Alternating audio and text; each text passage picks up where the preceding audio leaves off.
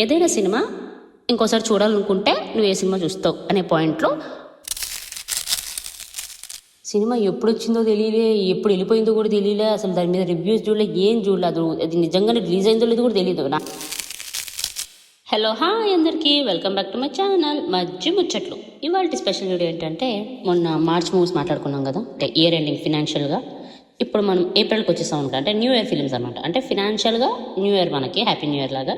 ఏప్రిల్లో వచ్చిన films, actually చెప్పాలంటే ఏప్రిల్లో మీరు గమనించారా, చాలా ఫిలిమ్స్ వచ్చాయి. చాలా అంటే మ్యాక్సిమం 6 మా థియేటర్కి వచ్చాయి. అంటే యాజ్ ఎ ఫ్రెష్ మూవీస్గా సినిమా థియేటర్కి 6-7 మూవీలు వచ్చాయి. మళ్ళీ దాంతోపాటు మధ్య మధ్యలో 4 ఫిలిమ్స్ ఏమో రిలీజులు పెట్టారనమాట. మొత్తం ఏప్రిల్ 2026లో ఎన్ని 7+4 మొత్తం 11 సినిమాలు వచ్చాయి. దాంట్లో 4 రిలీజులు. అంటే మనం రిలీజ్ గురించి మాట్లాడుకోం కాబట్టి ఆ సినిమా పేర్లు ఏంటని చెప్పేస్తా. డార్లింగ్, ప్రేమ కావాలి, నిన్ను కోరి, రేసుగుర్రం అంట, ఇవి వచ్చాయి. అంటే వీక్కి ఒకటి వేసుకున్న 4 వారాలకి 4 సినిమాలు రిలీజ్ చేశారు, రిలీజ్లు. అందులో డార్లింగ్ ప్రభాస్ గారి డార్లింగ్ మూవీ మనకి ఇష్టం, అఫ్కోర్స్ రేసుగుర్రం కూడా ఇష్టం. నిన్ను కోరి అంటే అంతేం లేదులేండి, నాకు అంత పెద్ద ఏమి ఇష్టం లేదు ఆ సినిమా. ప్రేమ కావాలి ఒకేష్ ఫిలిం అనమాట. సో ఆ ఫిలిమ్స్ రిలీజ్ అయ్యాయి అనమాట. నెక్స్ట్ కమర్షియల్ ఫిలిమ్స్, లైక్ అంటే మన బిజినెస్ పరంగా చూస్తే, అంటే ఏప్రిల్లో కమర్షియల్ ఫిల్మ్స్కి వస్తే పైకరు, రాకాసా, డెకాయిట్, పాపం ప్రతాప్, తిమ్మరాజుపల్లి టీవీ అనమాట. ఓకే, అంటే మొత్తం ఎన్ని 1, 2, 3, 4, 5, 6, 7 నార్మల్గా పర్లే సినిమాలు ఒక 6 రిలీజ్ అయ్యాయి అనమాట. ఫస్ట్ మనం డెకాయిట్ కోసం మాట్లాడుకుందాం. డెకాయిట్ ఎందుకు మాట్లాడదాం అంటే, మనం మృణాల్ గారితో వర్క్ చేస్తాం కాబట్టి ఫస్ట్ సినిమా. సో అడివిశేష్ గారు కూడా మనకి ఫేవరెట్ కాబట్టి ఆ సినిమా అనమాట. అండ్ అందులో మనం 2-3 తెలుగు చెప్పాం. వైభవ్ తత్వవది అని చెప్పేసి మృణాల్ గారి హస్బెండ్ అనమాట, ఆ సినిమాలో క్యారెక్టర్ ప్లే చేశారు. ఆయనకి మనమే తెలుగు నేర్పించాం, అఫ్కోర్స్ మృణాల్ గారికి కూడా మనమే. సో ఆ సినిమా కోసం ఫస్ట్ మాట్లాడేద్దాం. ఫస్ట్ చెప్పాలంటే, కథ చెప్పే విధానం ఉంటుంది కదా, అది నాకు నచ్చింది. బట్ వాళ్ళిద్దరికి అది సెట్ కాలేదేమో అని నేను అనుకున్నా. అంటే అడివిశేష్ గారికి మృణాల్ గారికి ఓకే 150% కన్సిడర్ చేసేసినా కూడా, అంటే ఎందుకంటే తన వల్ల ఇంకా ఆ మాత్రమైనా వచ్చిందని నా ఫీల్. అడివిశేష్ గారు కొత్తగా ట్రై చేశారు, అది కూడా నేను ఒప్పుకుంటా, చాలా కొత్తగా ట్రై చేశారు, కొత్తగా కనబడ్డారు. అండ్ పాయింట్ వచ్చేసి ఏంటంటే, దొంగతనం ఏదైతే ఉంటుందో అది కొంచెం క్లారిటీగా చెప్పుంటే, అది కొంచెం ఇంకా ఇంపార్టెన్స్గా చెప్పుంటే బాగుండేది. అండ్ వాళ్ళిద్దరికీ ఇక్కడ గొడవలు ఏం లేవు, ఈగో క్లాషెస్ కూడా ఏం లేవు. అంత పెద్ద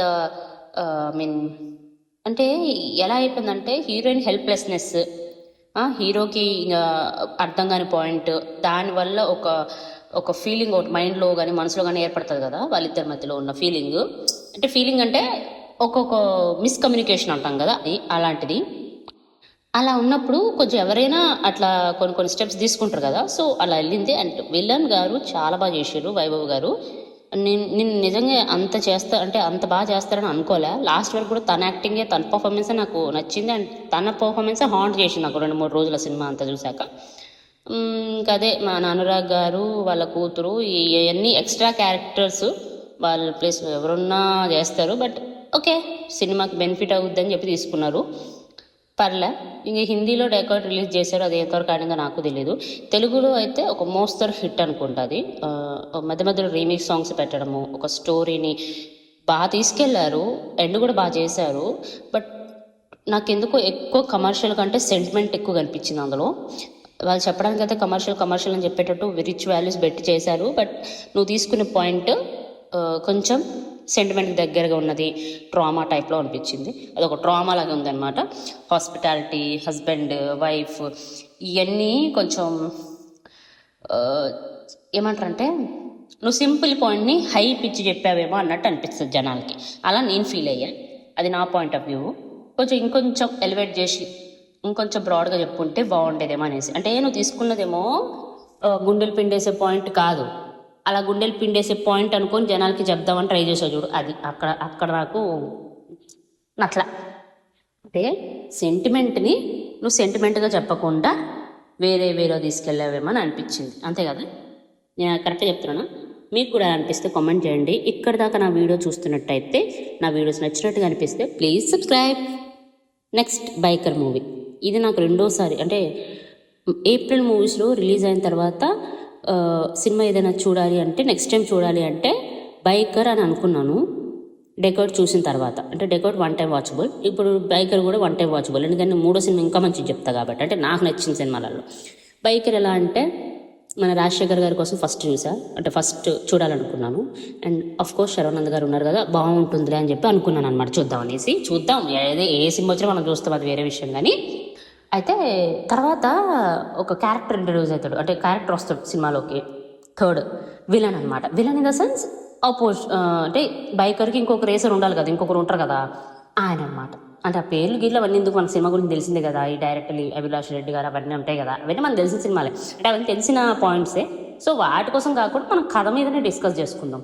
ఇప్పుడు డెకాయిట్లో ఎలా ఉంటుందంటే కాస్ట్ కొంతమంది తెలిసిన ఉంటారు, కొంతమంది తెలియని ఉన్నారు. ఎందుకంటే అది అది ఏమంటారు దాని సినిమా పేరుని మధ్య తీస్తున్నారు, పాన్ ఇండియా లెవెల్లో డిజైన్ చేశారు కాబట్టి ఒక 2-3 క్యారెక్టర్స్ కొత్తవి పాతవి కనబడుతుంటారు. ఇప్పుడు బైకర్ ఏంటంటే హోల్ అండ్ సోల్గా మనకు తెలిసిన వాళ్ళు ఉండాలి, అంటే ఉంటారని అనుకుంటాం. హీరోయిన్ గారు మనకు తెలిసిన వాళ్ళే, మాల్విక గారు. అలానే విలన్ గారు నాకు కొత్తగా అనిపించారు అనమాట. అఫ్కోర్స్ నాకు ప్రతి సినిమాలో విలన్ కొత్తగా అనిపిస్తుంటారు, అంటే విలన్ని కొత్తగా తీసుకొద్దామనే ప్రయత్నం ఏదైతే చేస్తారో డైరెక్టర్ గారు, అక్కడ నాకు నచ్చుతాయి అన్నమాట సినిమాలు.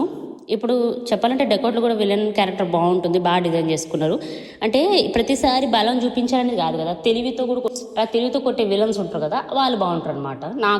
నా కైండ్ ఆఫ్ నేచర్కి, అంటే నేను తీసుకునే సినిమాల విధానానికి. సో అలా చూసుకుంటే తను సూపర్గా చేస్తాడు ఆ అబ్బాయి. ఆ విలన్ ప్లే చేసిన క్యారెక్టర్ చాలా బాగా చేసిండు. ఆయనే నాకు చాలాసేపు వరకు మైండ్లో ఉండే అనమాట, అంత బాగా చేసిండు కదా అనేసి అనిపించింది. అండ్ శర్వానంద్ గారు ఓకే, తోప్ యాక్టర్ అని ఏదైనా చేసేస్తారు కాబట్టి ఓకే. మాళవిక గారు కూడా, అఫ్కోర్స్ రాజశేఖర్ గారు కూడా. కాకపోతే ఈ అబ్బాయి వాళ్ళ ముగ్గురికి పోటీ ఇచ్చినట్టు యాక్ట్ చేసిండు. అండ్ లాస్ట్ పాయింట్ కూడా బాగుంటుంది, ఈగో క్లాషెస్ వల్ల ఇది వల్ల కొన్ని మనకి అందే అవకాశాలు అంటే దూరం అయిపోతుంటాయి అన్నమాట, చేజారిపోతుంటాయి. సో అలా కాకుండా లాస్ట్లో నువ్వు దాన్ని క్లమ్జీగా చేయకుండా నీట్గా చెప్పాల్సిన పాయింట్ చెప్పాడు డైరెక్టర్ అని నేను అప్పుడు ఫీల్ అయ్యా. తర్వాత ఇక సైడ్ నుంచి ఫ్యామిలీ ఎమోషన్స్ కూడా క్యారీ చేసిండు మంచిగా. ఇట్లా ఒకటేమో నువ్వు మైండ్తో ఆడాలి గేమ్స్ అనే దాంట్లో నీకు ఈ క్లాష్ రాకూడదు, సెంటిమెంట్స్ ఫ్యామిలీ అని రాకూడదు. ఒకటేమో నీ పర్సనల్ లైఫ్లో నువ్వు ఎలా ఉండాలి, ఎలా ఉంటే బాగుంటుంది అనే క్లారిటీ. అంటే ఆ 2 పాయింట్స్ చాలా ఏమంటారంటే సన్నని లైన్ అంటాం కదా లైఫ్లో, ఆ లైన్ క్రాస్ చేయకుండా బాగా చెప్పింది అనమాట. నాకు ఆ పాయింట్స్ చెప్పిన విధానం నచ్చింది, ఆ సినిమా తీసుకెళ్ళిన విధానం అంతా నచ్చింది. బట్ అంతే, సినిమా కంటే 14 crores బడ్జెట్ పెడితే ఒక 15-16 వచ్చిందంట మరి. సో అది దగ్గర ఫ్లాప్ చెప్పలేము, దగ్గర హిట్ అని కూడా చెప్పలేము. సో అది మీరే ఇంక లెక్కేసుకోండి. నాకైతే ఈ సినిమా నచ్చింది, 1 టైం వాచబుల్లే. ఎందుకంటే నెక్స్ట్ సినిమా కొంచెం ఎంటర్టైన్మెంట్ ఉంటుంది అనమాట. సో ఈ 2 సినిమాలు చూసాక నా సినిమా చూసా కాబట్టి, ఈ సినిమా ముందే చూసాము, కాకపోయినా నాకు ఆ సినిమానే ఇష్టం. రాకాస, సంగీత్ శోభన్ గారి మూవీ అనమాట. అది యాక్చువల్గా చెప్పాలంటే అది ఏముండదు ఆ సినిమాలో, అంటే ఏముండదని కాదు, ఉంటుంది. మంచి పాయింట్ లాస్ట్లో చెప్తాడు, ఒక దెయ్యానికి అంటే లైక్ ఒక రాక్షసుడికి ఇంత మంచి గుణం ఉంటుందా అనే ఒక డౌట్. బట్ అఫ్కోర్స్ ఉండొచ్చేమో రాక్షసులు. ఇప్పుడు ప్రతిసారి రాముడే కాదు కదా మంచోడు, రావణుడు కూడా మంచోడే. కాకపోతే శూర్పణఖ చేసిన వాళ్ళ కథ వల్ల అట్లా అయ్యింది, అది వేరే విషయం. సో ఇది రాక్షసులు కూడా ఇట్లా ఉంటారు, బాగుంటారు అని చెప్పి ఒక మంచి పాయింట్ చెప్పింది అనమాట. అది మనిషి అంటేనే మంచోడు అనే డైలాగ్ ఉంటుంది చూడండి, అది వస్తుంది ఇక్కడ గుర్తు. అంటే అది మనకి గుర్తు వస్తుంది అనమాట ఈ సీన్ చూసినప్పుడు. అంటే లాస్ట్ క్లైమాక్స్ నేను చెప్తుంది. అంటే తీసుకెళ్ళిన విధానం బాగుంది, కథకు ఒక పాయింట్ పెట్టడము, ఆ పాయింట్కి ఒక క్లారిటీ ఇవ్వడము, దానికి ఒక ఎండింగ్ ఇవ్వడము, అంత ఎంటర్టైన్మెంట్ వేలో తీసుకెళ్ళడము, ఒక దారులు అంటే ఈ ఊరికి ఈ దారి, ఆ ఊరికి ఆ దారి, ఇట్లా అన్నీ పెట్టి సంగీత్ శోభన్ గారితో మంచి ఎంటర్టైన్మెంట్ రోల్ ఇచ్చి హీరోయిన్ గారు బాగా చేసి, కాస్ట్ ఏదైతే ఊర్లో ఉన్న కాస్ట్ మనకు దగ్గరగా అనిపించేలా చేసి చాలా బాగుంటుంది అనమాట. ఈ సినిమా మనము ఒక 2-3 సార్లు చూడొచ్చులే, బోర్ కొట్టదు అంటే నేను చూసి నెట్ఫ్లిక్స్లో వచ్చాక 2-3 సార్లు చూసిన. బట్ అక్కడక్కడ సీన్స్ కట్ చేసుకొని చూసినా కూడా బాగుంటుంది ఈ సినిమా. సో వాళ్ళు అలా డిజైన్ చేసిన పద్ధతి, అంటే ఆ డేరింగ్కి నాకు నచ్చిందనమాట. మంచిగా చెప్పింది పాయింట్, ఎక్కడ కూడా కన్ఫ్యూజ్ కాకుండా, మనల్ని కన్ఫ్యూజ్ చేయకుండా, అంటే ఏమంటారు క్లమ్జీగా చేయకుండా, అదే అక్కడ చేయకుండా నీట్గా తీసుకెళ్ళమంటే. మనకి ఏంటంటే ముందు ఒక కథ చెప్పి, దాని వెనకాల ఫ్లాష్ బ్యాక్ చెప్పి, దాని ముందు కథ చెప్పి, దాని తర్వాత ఇది చేద్దామని చెప్పి కొంచెం సస్పెన్స్ పెడతారు చూడండి.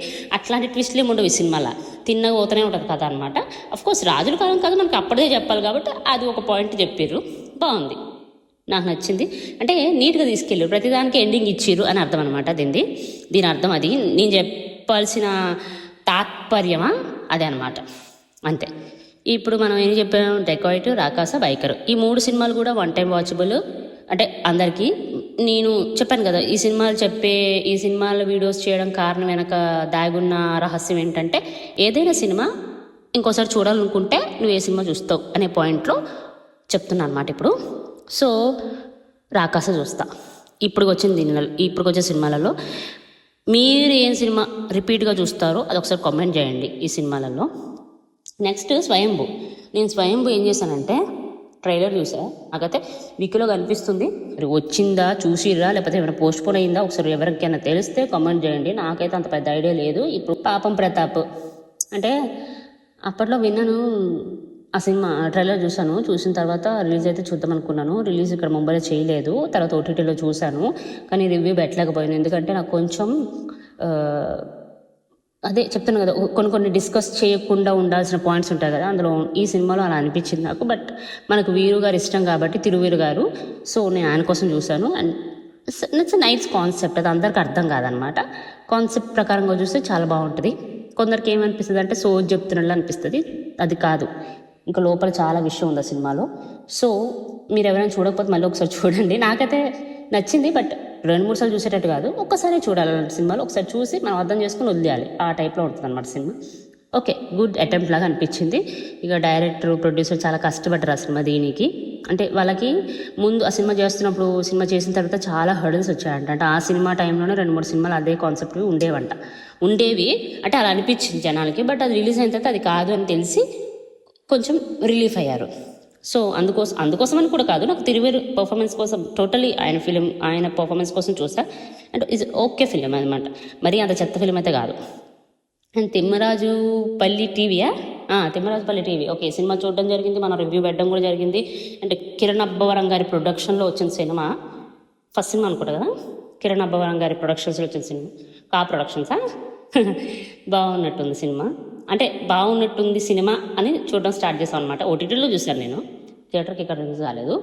సో చూసినప్పుడు నాకు ఏమనిపించిందంటే, అంటే మన పాత డేస్ కొంచెం గుర్తొస్తాయండి, మన 90s కిడ్స్కి. 89 మేము, ఆ 90s కిడ్స్ బాగా కనెక్ట్ అవుతారు. అండ్ కొన్ని అన్వాంటెడ్ అనిపించింది. అండ్ లాస్ట్ సింపుల్ క్లైమాక్స్ పెట్టేసాడు. ఏమనిపించింది తెలుసా, క్లైమాక్స్ ఇది డెఫినెట్గా ఉండదు అనుకొని పెట్టుంటారు వాళ్ళు. అది నిజంగా అది ఉండదు అనమాట క్లైమాక్స్. అది అవుతుందని నువ్వు అనుకో, నేను అనుకోను, అలా పెట్టారు క్లైమాక్స్. అలా అనుకోమన్నమాట. మనం ఈ క్లైమాక్స్ ఇది ఇలా అవుద్ది అని మనం అనుకోము. అది చిన్న పాయింటే, అంటే అనుకోమంటే ఆ పాయింట్ మీద మన దృష్టి వెళ్ళదు. ఏంటబ్బా అని చెప్పి సైడ్ ట్రాక్లో పెడుతుంటారు, వెళ్ళి ఇలా చేసేస్తారు. అది సింపుల్ అనమాట. నమ్మిన వాళ్ళ మనం మోసం చేస్తారులే అన్నట్టు ఉంటుంది కదా, అదే పాయింట్. అంటే మోసం అంటే మరీ పెద్ద వర్డ్ అయిపోద్ది మోసం అని. అంటే నమ్మిన వాళ్ళ మీదకి మనం ఎక్కువ పెద్ద అనుమానం పెట్టాం కదా, అట్లా అనమాట. And of course it's clean అంటే అంత క్లీన్ అంటే it's a good film. But ఇంకొంచెం మంచిగా చేసి ఉండొచ్చులే అనే ఫీలింగ్ అనిపించింది. బట్ ఓకే, ఆ డైరెక్టర్ ఏం చేశారంటే దగ్గరగా నిజంగా జరిగిన కథ, లేకపోతే ఊర్లో నిజంగా ఎగ్జాక్ట్గా ఉన్న వాళ్ళతో తీసాం కాబట్టి ఐటమ్స్ మనం ఇంకా మెచ్చుకోవాలి. యాక్చువల్ చెప్పాలంటే నాకైతే నచ్చింది cinema, but one time watchable అంతే. నాకు కూడా పెద్ద అది హిట్ ఫట్ట పక్కన పెడితే ఒక్కసారే చూస్తాను నేను. బాగుంటుంది సినిమా. మీరు ఏ సినిమా చూశారు, ఏ సినిమా చూడలేదు, మీరు ఏదైనా సినిమా మళ్ళీ చూడాలంటే ఏ సినిమా చూడాలనుకుంటారు, ఇవన్నీ కామెంట్ చేయండి. నా వీడియో ఇంతవరకు చూస్తే మీకు మంచిగా అనిపిస్తే, నచ్చితే లైక్, షేర్, సబ్స్క్రైబ్. ఇంకా రిలీజ్ కోసం మనం ముందే చెప్పేశాను మీకు, అంటే ఏవైతే రిలీజ్ అయ్యాయో. మళ్ళీ నిన్న టీజర్ వచ్చింది, ది ప్యారడైజ్. మీరు చూసారా, ఎలా అనిపించిందో కామెంట్ కూడా చేయండి. ఈ సినిమాలన్నీ అయ్యాక రేపు నేను కొరియన్ కనకరాజుకు సినిమాకి వెళ్తాను చూడడానికి. సో అది చూసాక వచ్చి మీతో మాట్లాడతా. ఉంటా మరి. See you, tata, bye bye. Next వీడియోలో మళ్ళీ కలుసుకుందాం.